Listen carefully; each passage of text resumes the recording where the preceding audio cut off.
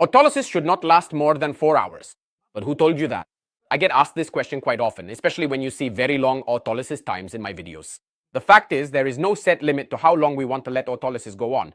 The duration of autolysis determines the breakdown, the enzymatic activity that takes place within a dough.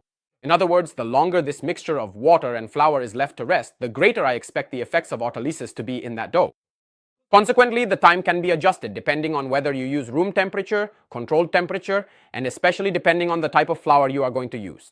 For example, for very strong flours or for flours like semolina, which have a very high degree of tenacity, I prefer to use very long autolysis periods, done cold, so in the fridge. However, this doesn't mean that autolysis must necessarily be long, very long, or short, but rather it should be adapted to our own expectations. The best way to understand these things is to experiment. So, autolysis for a maximum of 4 hours?